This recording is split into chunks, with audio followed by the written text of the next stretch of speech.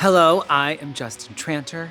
I write pop songs, I produce pop songs, I executive produce film and TV shows, and I do the splits.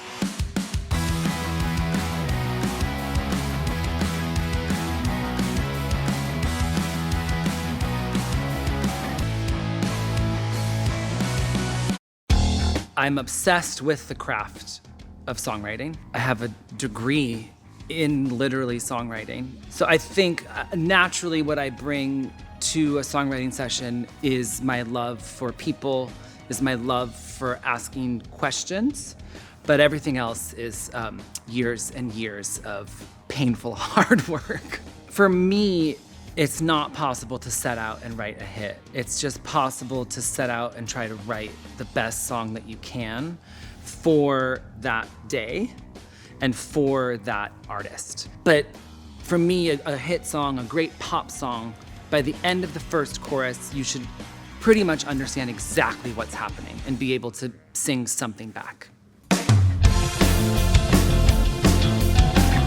What has been my most unexpected success? I would say being a pop songwriter. I never really listened to pop music. My obsession with the craft of songwriting came from folk music, mainly written by women who write their songs themselves. So the idea of writing songs for other people came to me late in life, like in my early 30s, because I wanted to be a singer-songwriter in my teens and 20s. Then I wanted to be a rock star from like my mid-20s to early 30s. And stumbling into the idea of being a pop songwriter was not something I ever thought about before I started doing it. I have to clarify, because the accident is not that I just got lucky. There was a lot of hard work, but the accident was literally like before I had my first session to write a song for somebody else, it was like a week earlier that I was like, should I try to write songs for other people? Because I've just been dropped from my 4th record deal as an artist. It's probably time to pivot. My favorite co-writers and collaborators, I've been so lucky to be co-writing songs with and for other people for about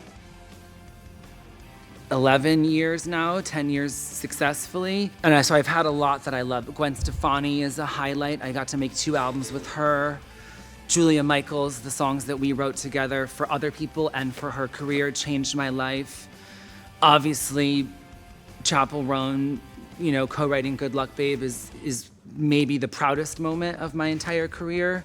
Working with Selena Gomez is one of the greatest gifts of my career. I think it's the longest collaboration of my career. She's so willing to be really vulnerable and serious and deep, but also willing to be sexy and frivolous and fun. And she's a genuinely kind person. Every time I know that I'm gonna go work with her for whether it's a day or for a week or for a month, it's like, okay, I know I have a good day ahead of me. I have a good week ahead of me. It's been one of the greatest gifts of my whole life. Song that I wish I would have written, Don't Cry For Me, Argentina, from Evita. I think it's one of the greatest songs of all time. When it comes to AI in songwriting, it's a really hard question to answer, right? I feel like whenever the music business has resisted technology in the past, we always get left behind and screwed over, and then it takes a decade to try to recover. So even though I don't love that AI is here, I do think we have to learn how to make it a tool. I do think we have to learn and fight to regulate it so it doesn't replace us. I do think that there will always be a human want for human storytelling. Maybe I'm just being hopeful. I don't think AI will ever completely replace the art of songwriting, but I don't want to fully banish it and resist it, because whenever the music business does that, we just get screwed.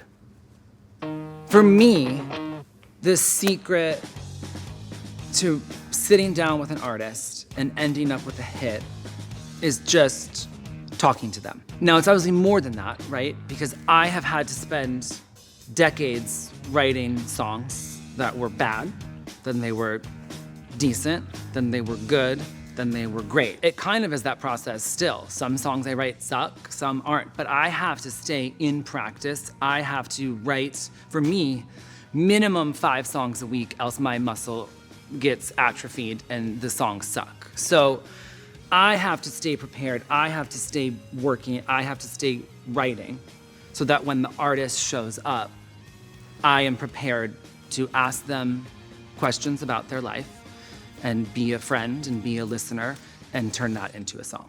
Hollywood Reporter, thank you for having me. Thank you so much for dressing me in the coolest clothes I've ever gotten to wear. And thank you to anyone who's watching this video. My apologies.